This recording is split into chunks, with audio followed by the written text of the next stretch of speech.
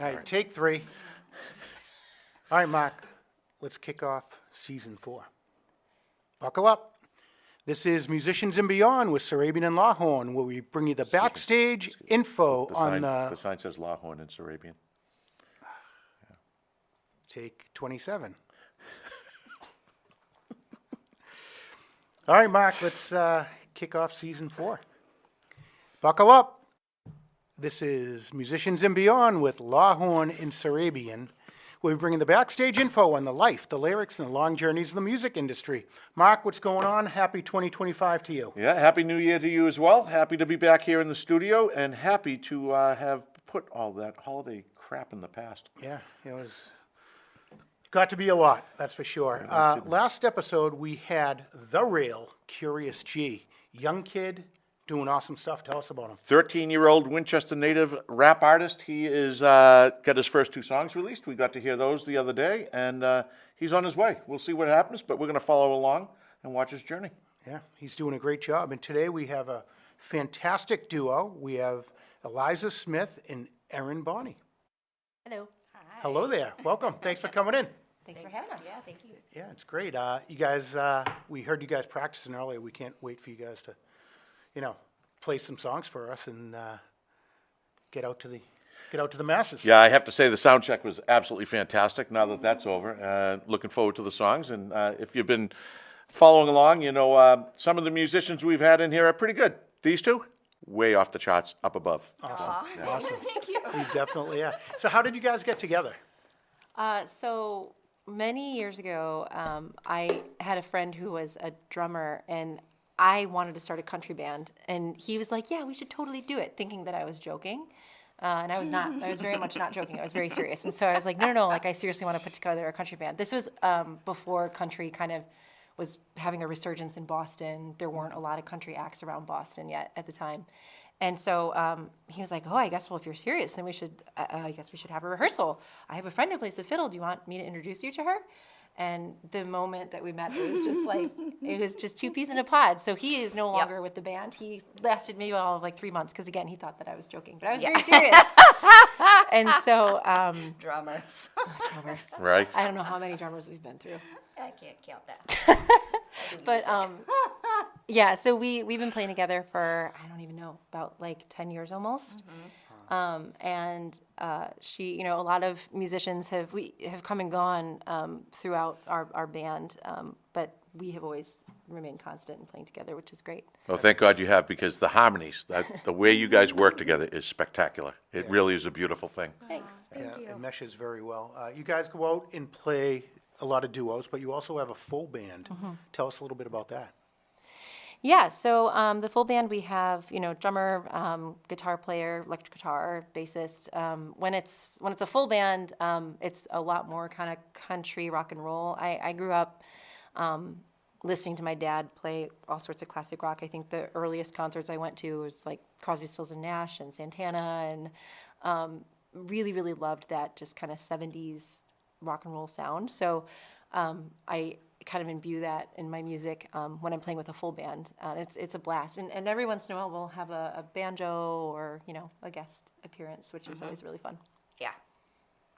You really have that toe tapping, boot stomping country feel to you, and you bring that to the table, and it's obvious. We've had a bunch of country artists in, and you definitely stick to the traditional country side. It appears to me, it sounds like that. I love it. I think it's the best part of country, so. Thanks, same. No, Yeah. thank you. Yeah, I mean, same. So like, I was listening to that stuff from my dad, but then my grandmother really, really loved Nashville, and 'cause I grew up in Illinois, so I was not that far away from Nashville. And, my grandmother would always play old vintage country. I mean, before the Loretta Lynn stuff, she'd play the Carter Family and Lula Balanscotti, and those were some of her favorites. And so I grew up, kind of enmeshed in, my dad playing classic rock, my grandmother playing all this like really old country. And then I found out many years later that my mom would sing lullabies to me all the time. And it's funny, I'm one of 4 daughters, and she prides herself on like, well, I sang to you the most. That's why I maintain that you're a musician, because I sang to you the most. But she would sing me lullabies, and she would sing me like Woody Guthrie. So everything that I had kind of coming at me from a really early age was like rock and roll, folk, country. So now it's kind of joined into this melting pot that is Eliza Smith, which is a lot of fun. I just have meshed all of my favorite things about music together. You brought it up, so I'm going to ask. You have a real deep connection to your grandmother, a real, Yeah. sentimental connection. Yeah. And you honor her with, I think, one of your shirts has a little something about. You did your research. Well, that it's- was like a limited run T-shirt. Yeah, I liked so, it. Okay, it's Yeah. fine. If I had any more, I would send you one, but I think they're all gone. So Thanks. she was hilarious, man. She was so funny. She was really, really feisty and just this hilarious woman. And so when she passed, my sisters and my mom and I were all kind of together talking about funny things that she would say. Like one of her sayings was, this is very dated, so I apologize, but she said, women should always have a little extra spending cash because you don't need your husband to know when you need to buy a girdle. Just like funny things like that. But one of them was, it's good to be honest, but sometimes mostly is good enough.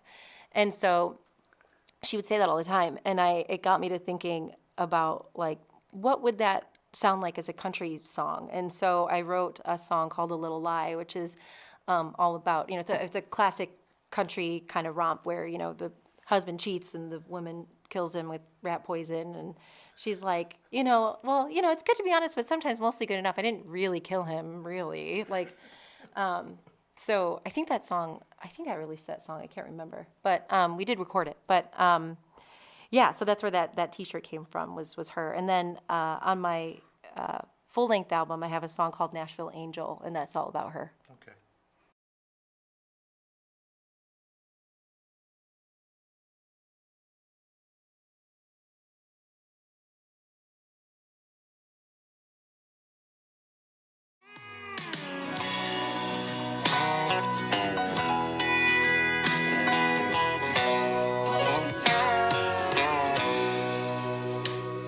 We'd sit at your kitchen table playing cards,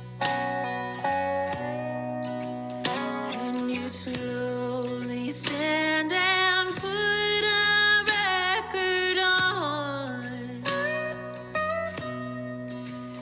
and you tap your toes and sing along when you'd hear your favorite song.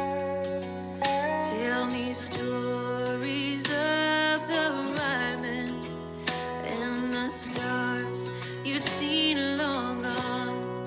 You lit a fire in my heart to see my name in the stars.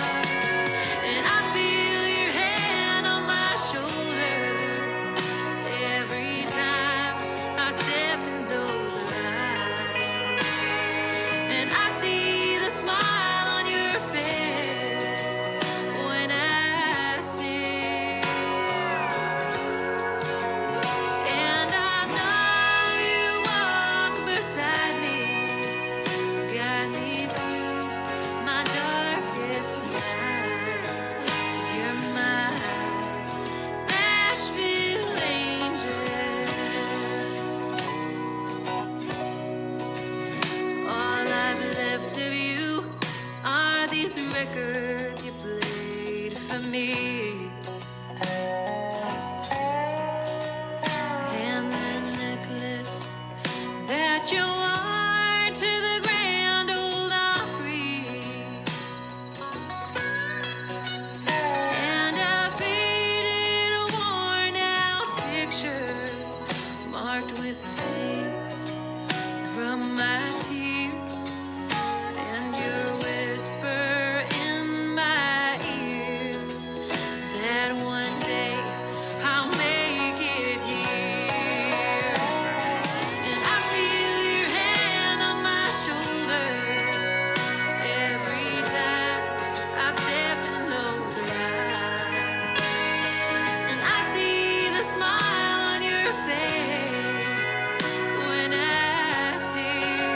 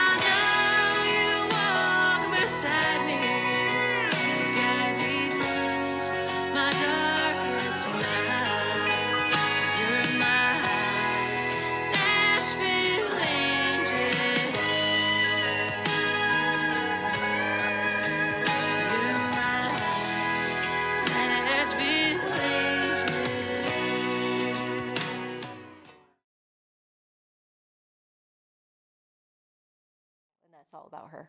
Okay, that's great. So Eliza, you talk about your albums. How do people find you and download your music and Yeah. buy your albums? How do they do that? And Yeah. your shirts, your And my swag. shirts, yeah. So the best way to do that is on my website, because if you really want to support local artists, always order directly from them, either their digital albums or their physical albums if the people listen to CDs anymore. But that's at www.elizasmithmusic.com, and that's Eliza with an S, not a Z, because my parents are strange. That's apparent. Yeah. But yeah, that's the best way to do it. If you just want to stream my stuff, I'm available everywhere you listen to music. So whether that's Spotify or Apple Music or Deezer or Bandcamp, wherever. Erin, tell us about you. How did you become Erin? How did I become Erin? man. Wow. How long do you have? life- This yeah, sounds like the exactly. conversation we had right before this we recorded. Right? How do you know when you know? Well, I moved to Boston to go to Berklee College of Music. I'm from Montana originally, and my dad plays a lot of bluegrass music. So I grew up playing fiddle and a lot of bluegrass, a lot of old time, a lot of country music. Yeah, and so I had graduated, and I was just kind of hanging out, and I was sort of like lost and didn't know what I was doing, and getting married and working as a barista, and she started a band like she told you, and I was like, okay. And then I was like, this is the best thing ever. Yeah, and yeah, I've just grown so much as a person and a musician since playing with Eliza, and it's been really good for me.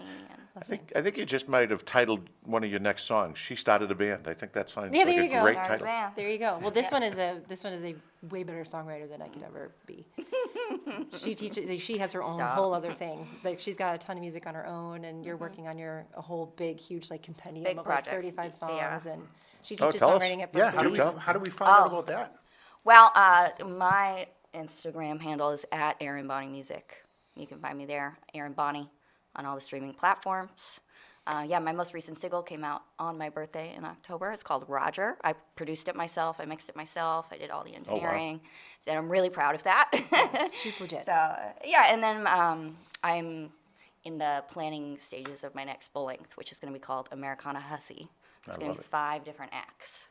Each is sort of like subgenre of Americana that makes up the Americana experience.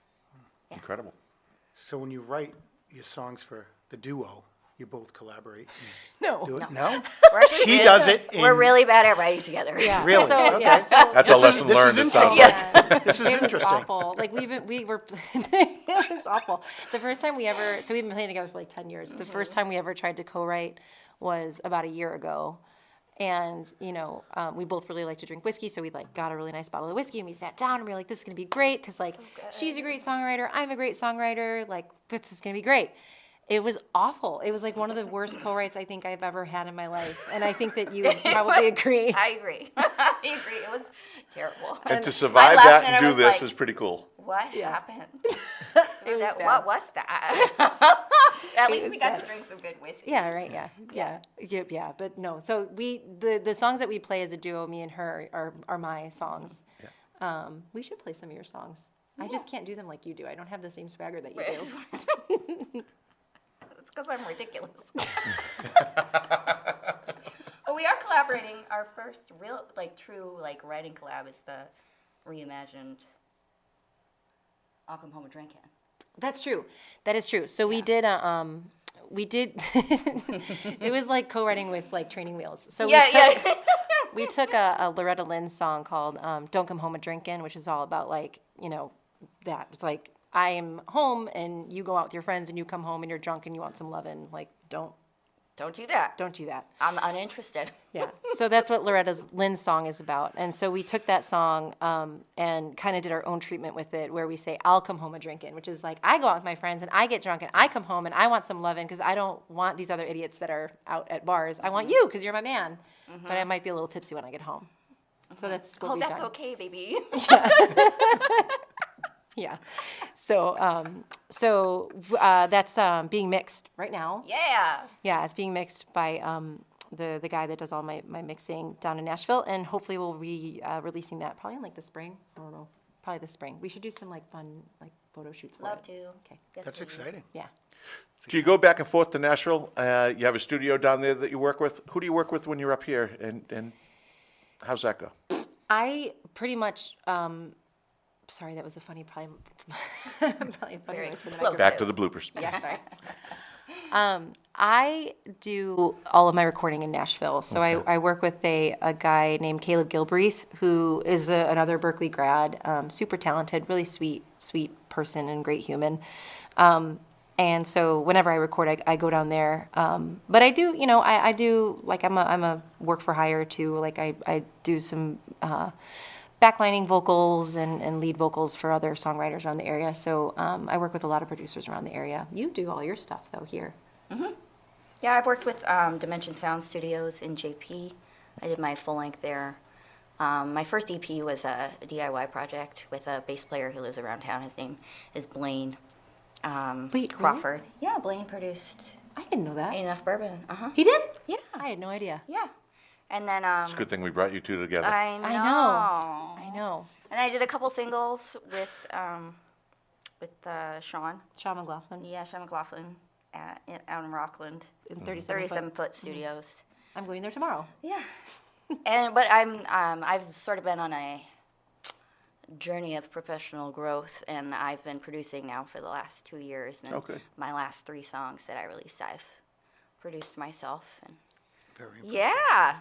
good stuff. Given the way the writing went between you, I wouldn't recommend hiring her to help produce anything. Stick to performing. Yeah. I mean, so I work I with... won't put in a bid. I couldn't afford her. I don't work for free.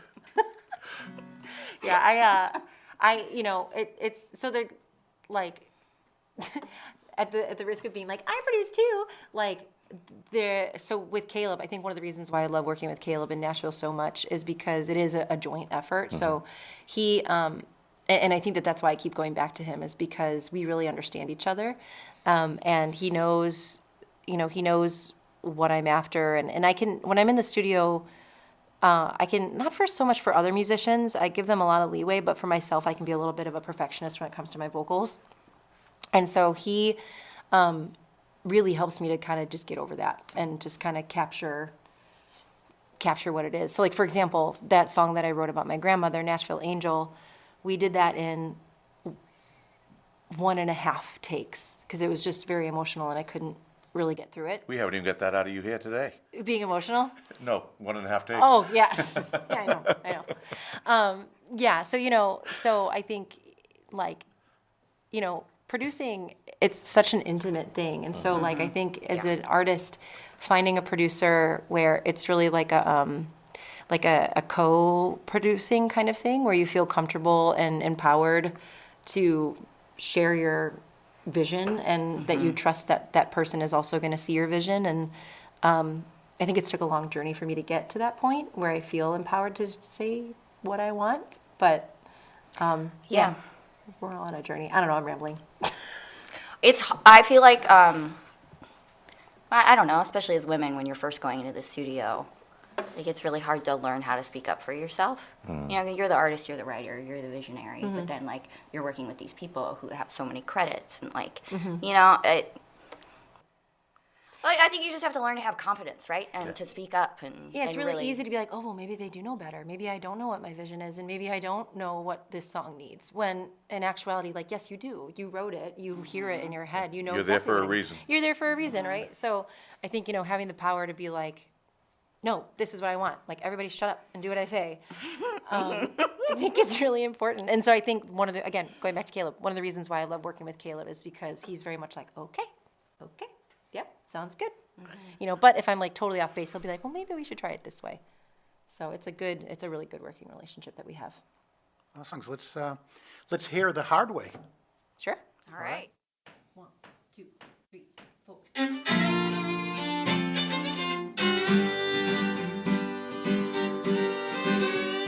My mama never told me to learn from my mistakes, and my daddy never taught me how to weed out a snake. So I gave up my loving to just one man, and I should known I'd be alone before long. I learned the hard way. When it comes to heartbreak, there ain't no easy way. And I've never been so sweet or so tame. So we're gonna do this the hard way.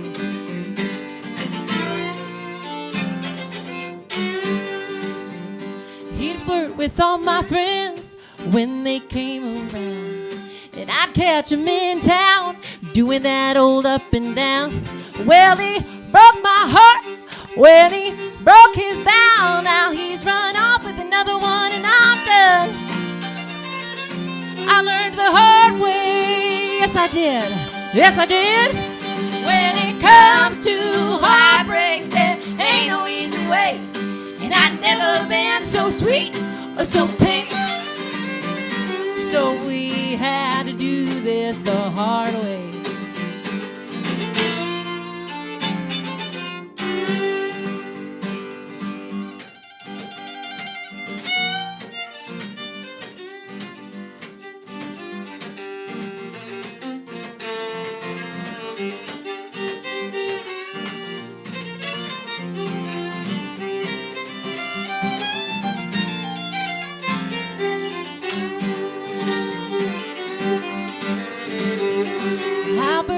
His clothes in his favorite chair. I stole his 68 Mustang and I dyed my hair. And I headed way down south to Mexico, 'cause I run off with his bank account and he's out. He learned the hard way, yes he did, yes he did. When it comes to heartbreak, there ain't no easy way. And I've never been so sweet or so tame. So we had to do this the hard way. Yeah, we had to do this the hard way. Don't you know I love the hard way?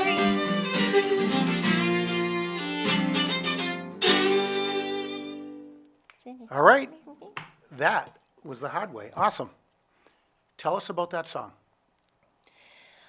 Yeah, so, God, I don't even remember. I wrote that song actually a long time ago. We've been playing it for a long time. I know that's And gonna- it still hasn't made it on a record, but It's going to go on the next one. okay, yeah. Yeah, it'll go on the next one.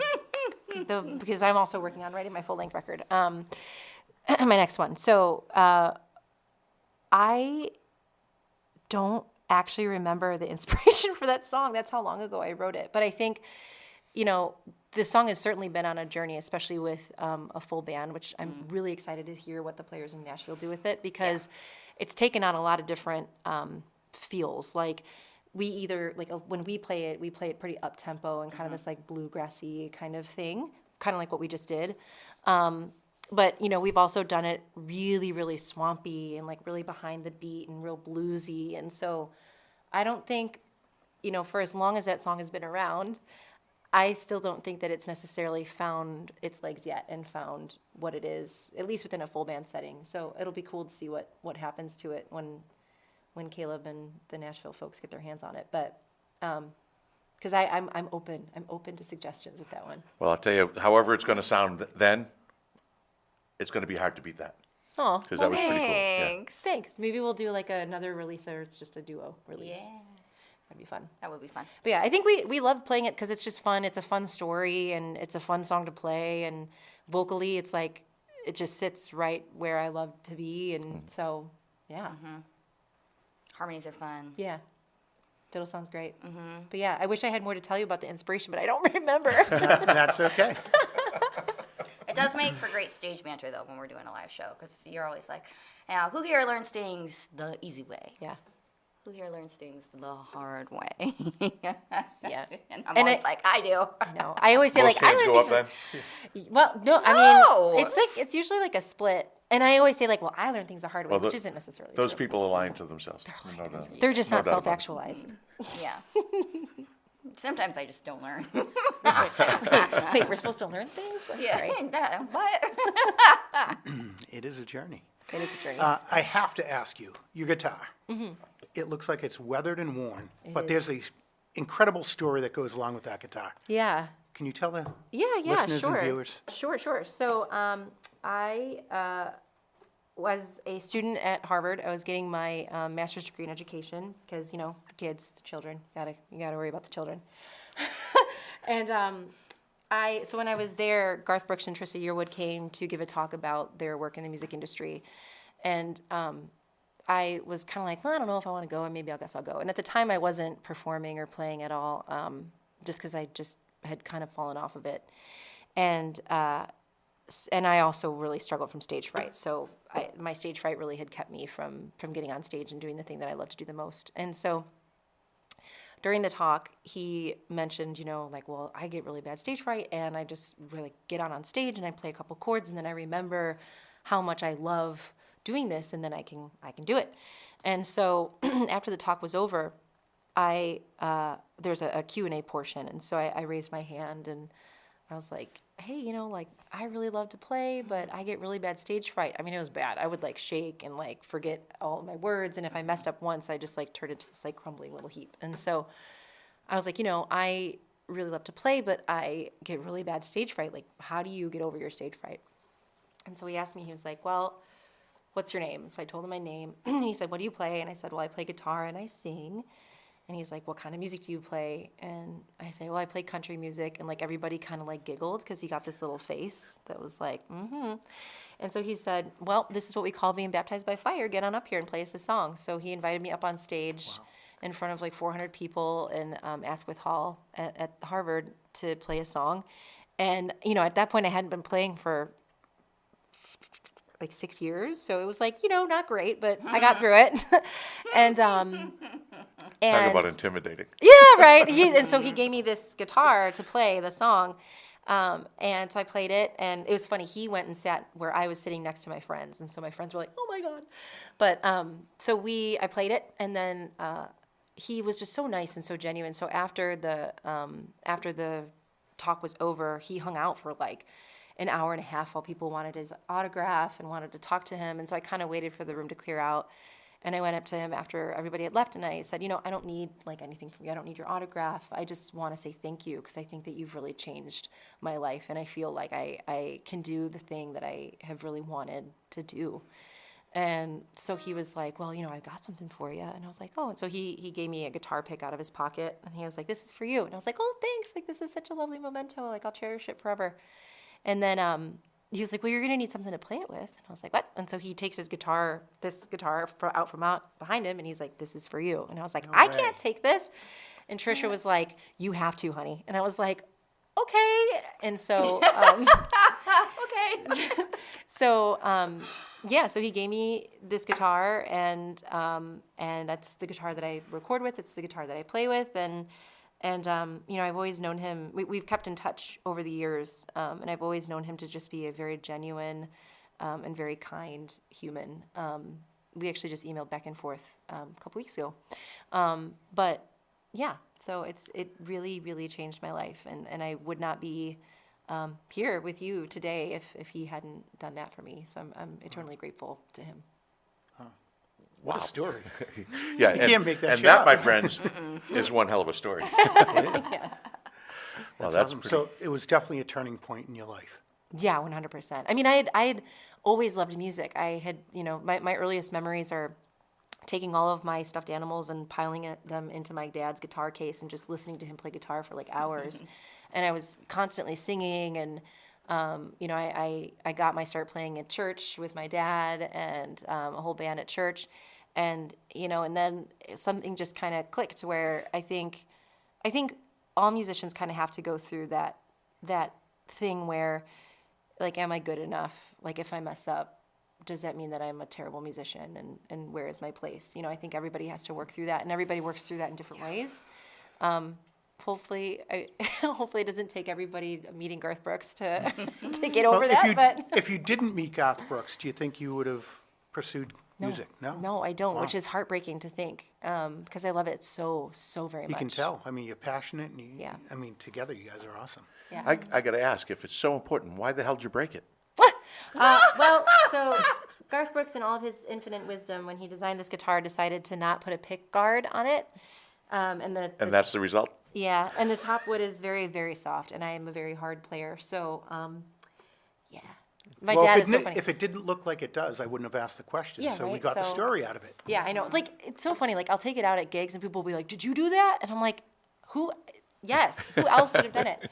Like, yes, I did. I did. I know I'm a little lady, but I can play it pretty hard. That's awesome. That is awesome. It's hard to top that story. Can you? I can't top that story, no. you can't? You go. 6 degrees of separation. If Eliza had met Garth Brooks, That's true. I would not have met Eliza. That's true. And I, too, would not have been here today. And if that hadn't happened, we would not hear your next song, Made to Break. That's right. Correct. That was Just a like great- that guitar. That was a great segue, Mark. Let's That's what listen. I've been working on. Let's check it out. Made to Break. 1, 2, 3, 4.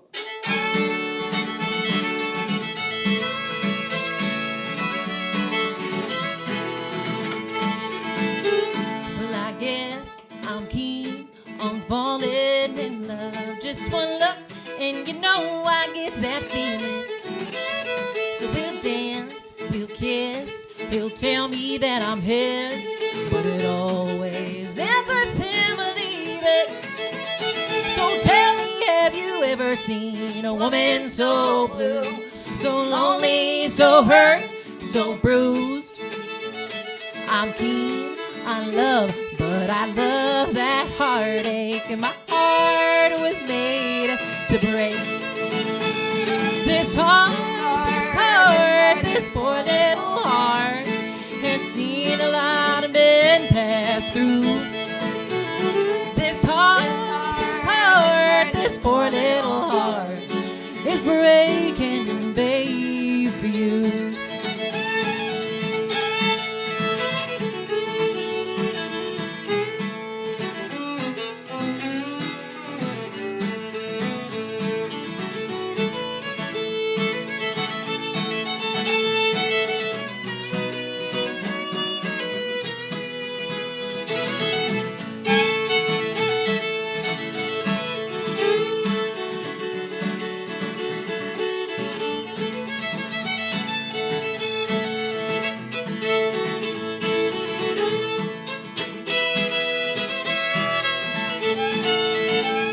So go on, get lost, and leave me to my drinking. You don't care about me, and I bet you never did. I got all the boys I'll ever be needing. One is Jack, and the other's named Jim. So darling, don't you let my tears trouble you, 'cause I ain't lonely, I ain't hurt, and I ain't bruised. I'm keen on love, 'cause I love that heartache, and my heart was made to break. This heart, this poor little heart has seen a lot of men pass through. This heart, this poor little heart is breaking, babe, for you. This heart, this poor little heart has seen a lot of men pass through. This heart, this poor little heart is breaking, babe, for you. It's breaking, babe, for you. It's breaking, babe, for you. All right. Wow. Another one. Yeah. Very impressive. Very Well, thank you. impressive. We try. Well, thank you. So that was another song that you had written. Okay. Was there a backstory to that? Yeah, so I think, I thought it was about the guitar. no, ha ha ha.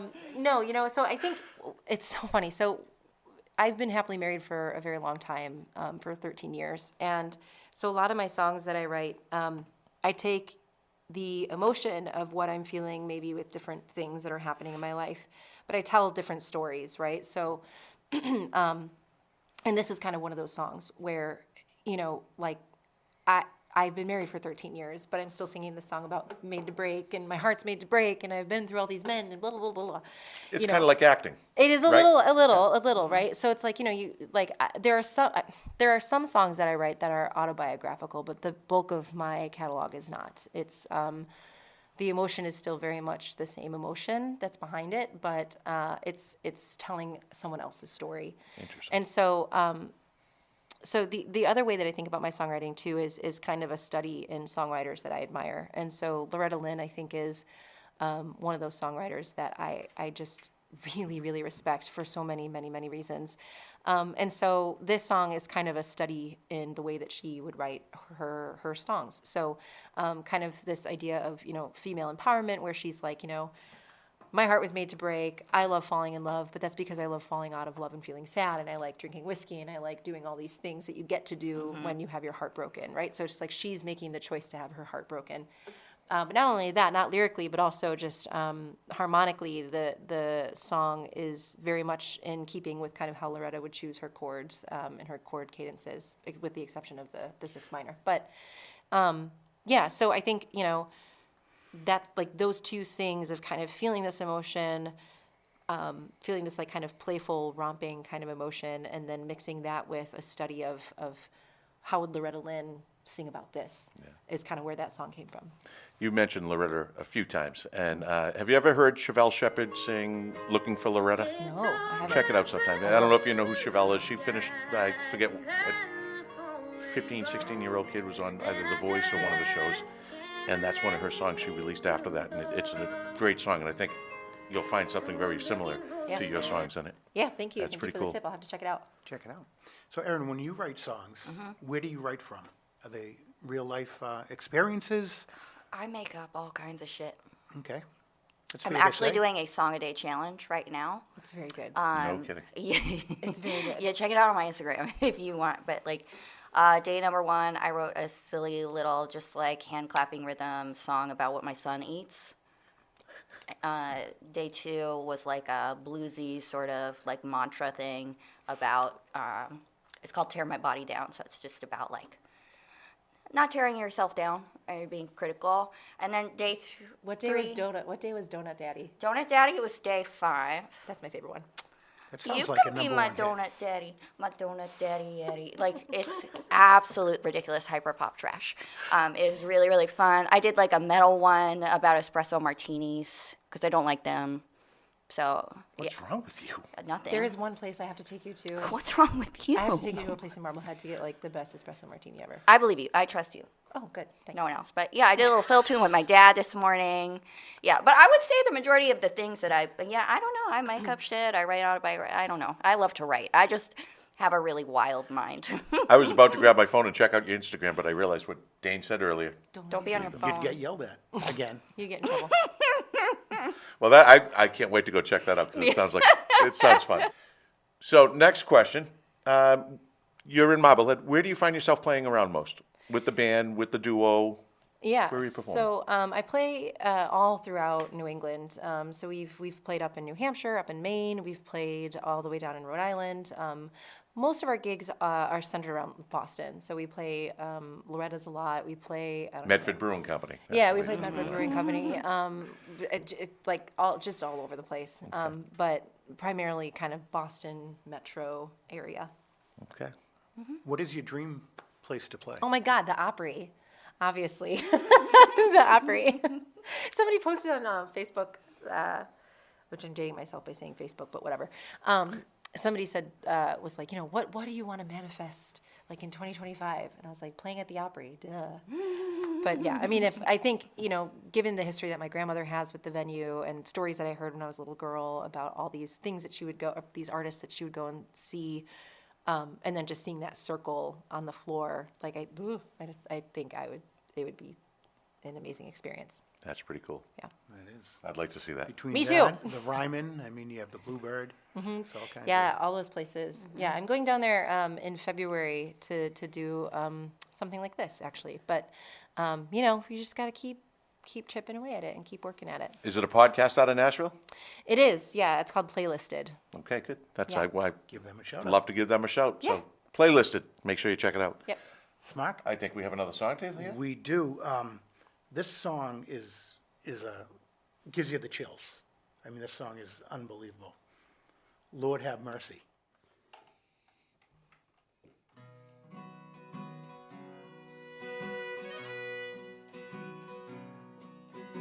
I lost my way. Too many bright lights and late nights on Broadway. And I try to find peace, drowning my sorrows in a drink. Lord, have mercy on me. Lord. I'm gonna start from the beginning. I'm sorry.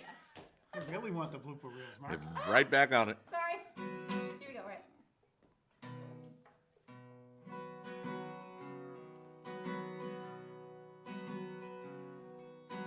I lost my way.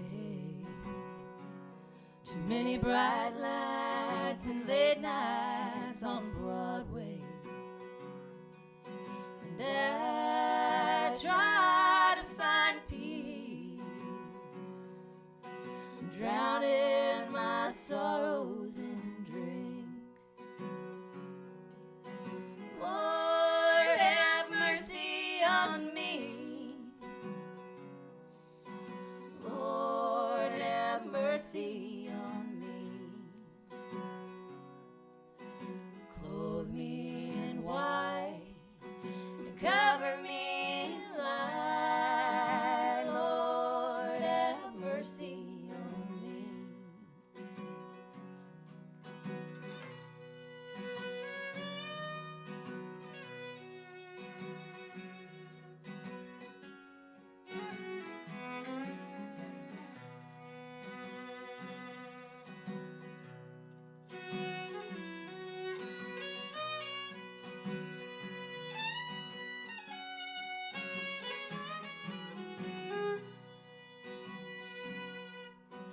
When my race is run and I meet my Maker above, I won't lie about the things I've done. I'll raise my hands and sing a song. Lord, have mercy on me.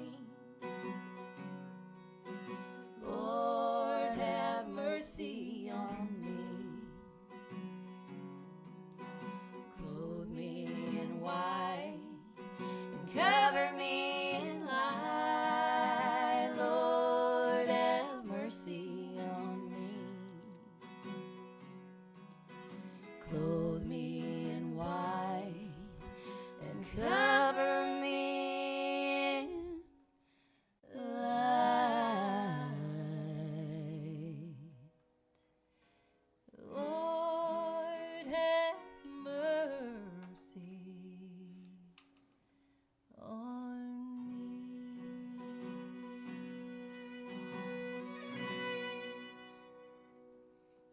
Oh, Lord have mercy. Took us a while to get there. Yeah, You should like speed a monkey things up fucking a bit. football. He's a monkey. All right, that was Lord Have Guess Mercy. who's the football? Kind of set yourself up on that one. We can't put that in. That's not with that song. All right. You just have a way. I can only imagine your audiences are fully engaged and into your performance, because it'd be hard not to. If we were sitting in a venue with a bottle of bourbon in front of me, I would be right here. Oh, you're speaking Oh, my thank you. language. When you guys play that, is that one of the crowd favorites?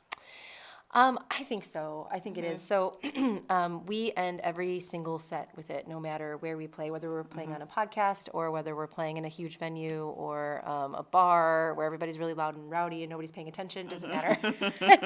Every single set, we end with that song. And I think, you know, a lot of gigs that we play are really late at night, and we're often the last act to play. And so I think, it's just kind of a nice way to send people off into the night, and just to it's almost like a blessing. I think like musicians, we have like I don't know. I mean, like without getting like too like existential and cerebral, I think that we have kind of like a responsibility and a something that how do I say this?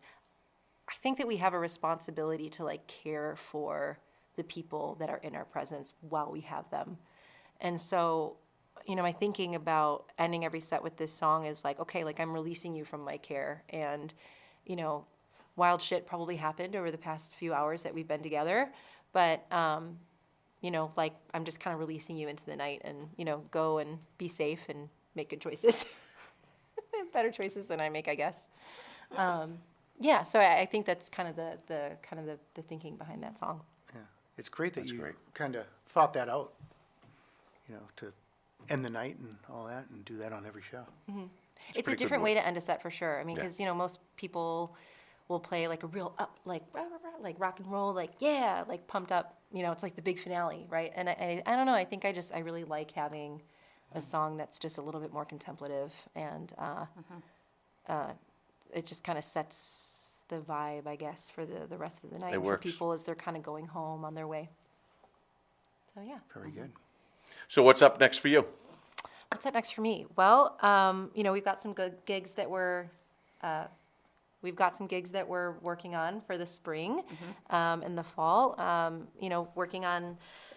I think I haven't fully decided, but I think I would like to work on a Kickstarter this summer for my upcoming album that I'm working on writing, which has got a big goal. So the budget for the project is probably around 30 to 35 grand. It's expensive to make records these days. Yeah. So I think I'll be keep your eyes open for that, because I've got some really great songs and some really great talent that I want to showcase. So that, and just more working with some more podcasts and all sorts of good fun stuff. And you never know where you're going to end up at the end of the year.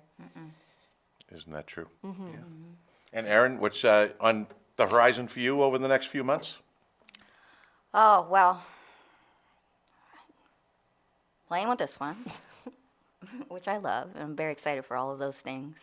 And then, more writing for me, and I'm in the planning phases for that Americana Hussy project I mentioned. So it's going to be a lot of work. So I got to organize, who do I want to play on it? What sort of like production model do I want to follow? What's my budget going to be? What kind of fundraiser? Yeah, so I'm in like a planning phase right now. All right, throw out your Instagram handle again. At Erin Bonnie Music. Eliza Smith Music with I an love S. Eliza with an S. Make sure you go, follow, listen, enjoy. There's something else. They really are. It was great having them in today, Mark. Fantastic. Thanks for having us. Yeah, thank glad that you. Well, we're going to be following along, and we look forward to having you back again when you're out, both your projects, as Yeah, they come out. thank you. Come back in, and we'll put them up front and send them out there.